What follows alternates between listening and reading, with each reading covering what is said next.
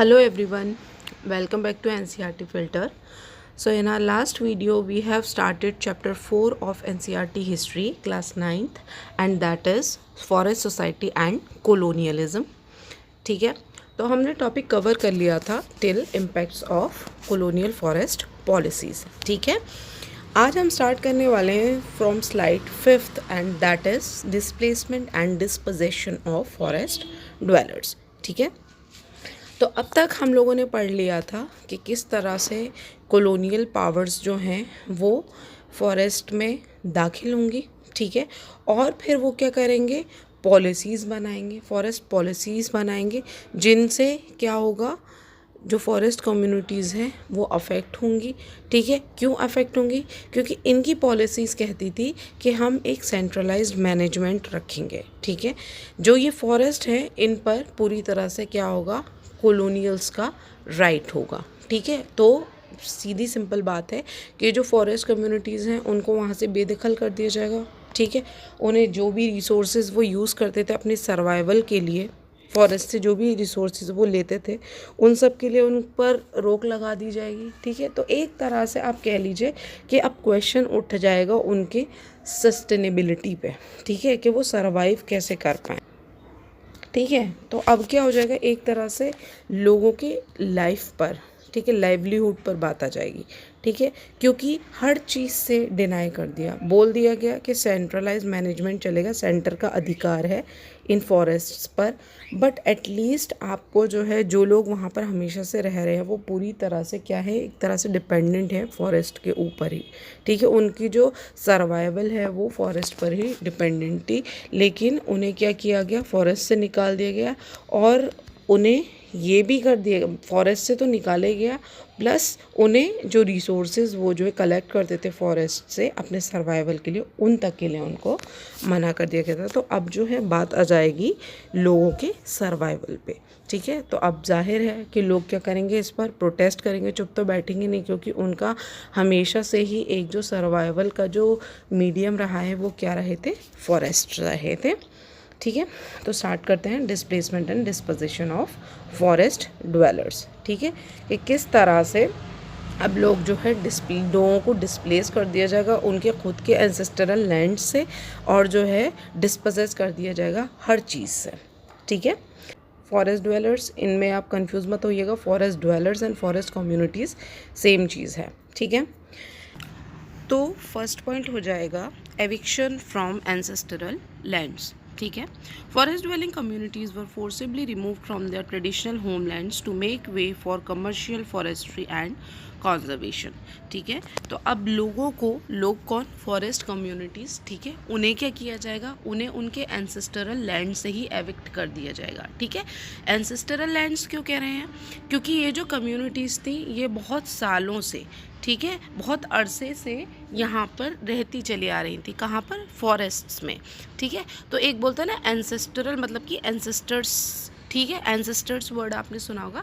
तो एंसेस्टर्स का मतलब क्या होता है, anything which is belong to your forefather. ठीक है, तो एंसेस्टर्स ये वर्ड आपने सुना होगा. ठीक है, तो ये एंसेस्टरल लैंड्स थे इन लोगों के, जहाँ पर ये लोग सदियों से रहते चले आए थे. पहले इनके परदादा, फिर दादा, फिर पापा, फिर ये. तो इस तरह से इनको, मतलब जहाँ पर इन्हीं का ही पूरा हक होना चाहिए था, उन राइट से भी इनको क्या कर दिया था, एविक्ट कर दिया था, पूरी तरह से बेदखल कर दिया गया था.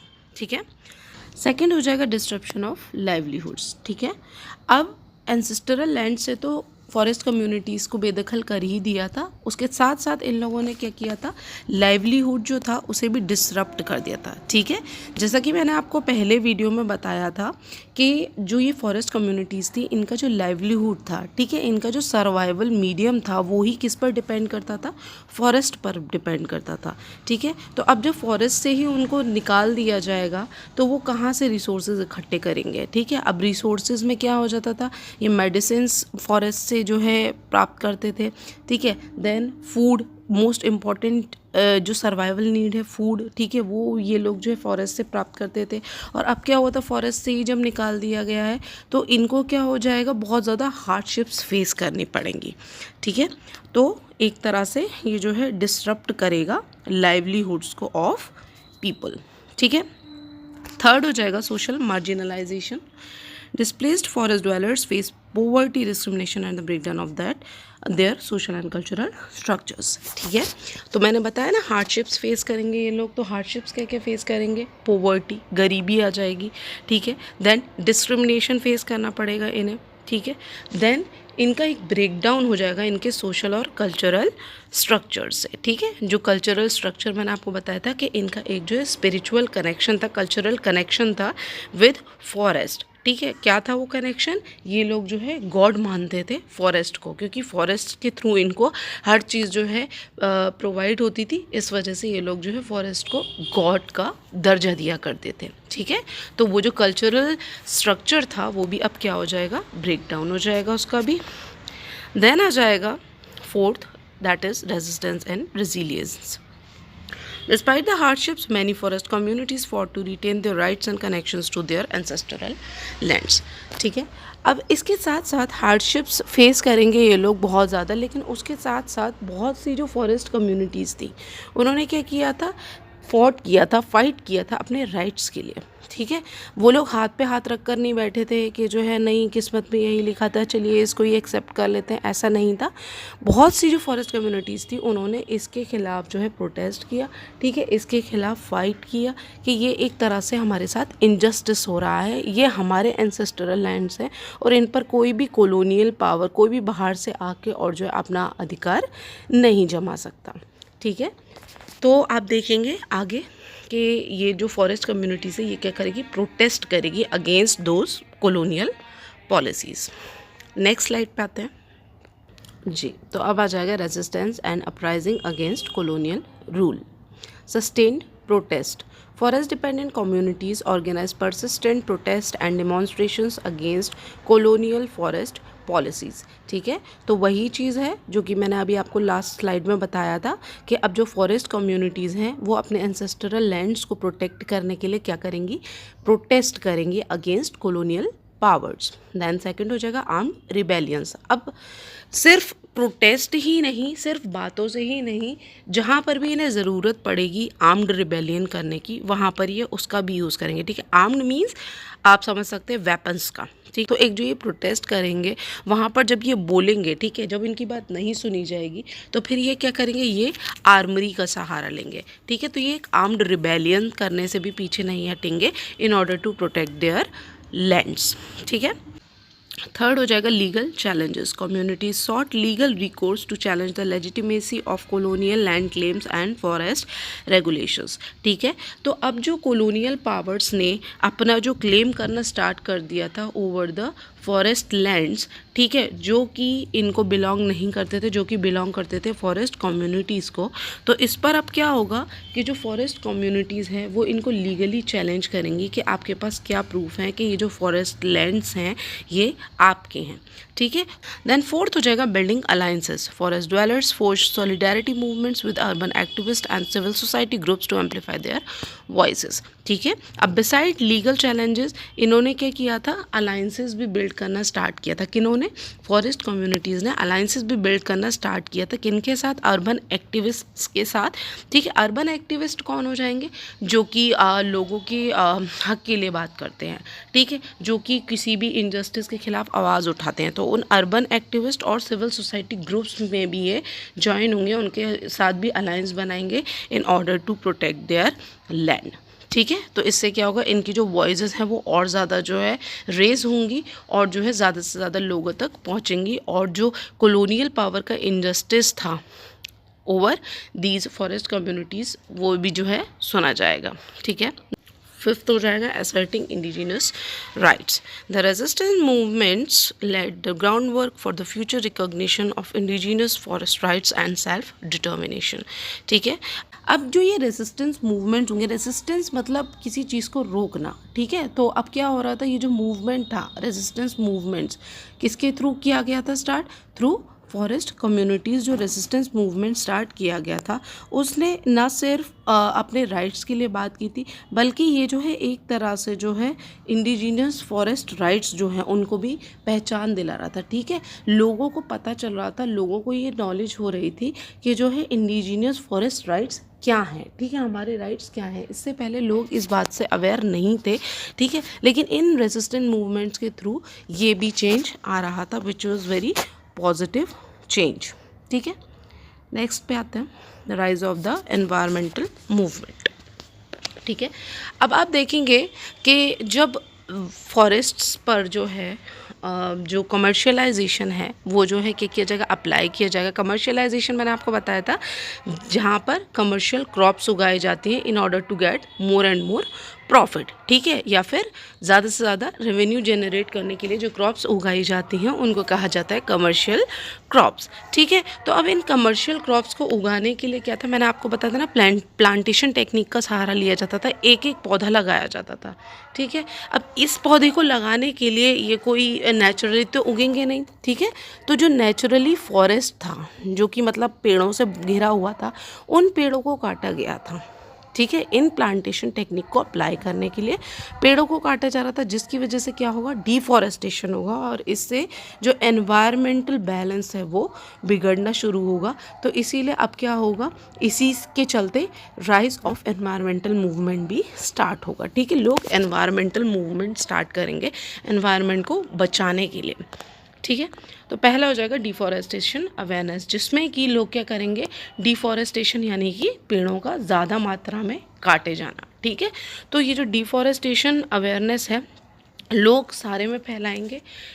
किसके थ्रू, अपने बैनर्स ये लोग तैयार करेंगे, पैम्फलेट्स बांटेंगे। ठीक है, और अपनी वॉइसेस रेज करेंगे। तो इसके थ्रू क्या होगा, ये लोग जो है एक अवेयरनेस फैलाएंगे, किसके ऊपर, डिफॉरेस्टेशन के ऊपर।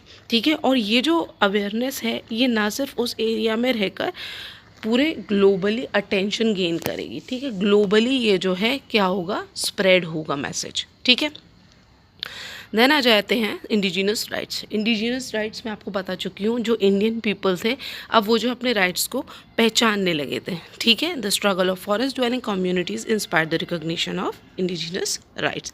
ठीक है, तो अब ये जो फॉरेस्ट कम्युनिटीज़ हैं ये अपने जो स्ट्रगल कर रही थी, अब ये जो फॉरेस्ट कम्युनिटीज़ हैं जो स्ट्रगल कर रही थी, ठीक है, in order to get their rights, अब जो है ये जो राइट्स हैं, ठीक है, आगे चल के और ज़्यादा जो है रिकॉग्निशन गेन करेंगे।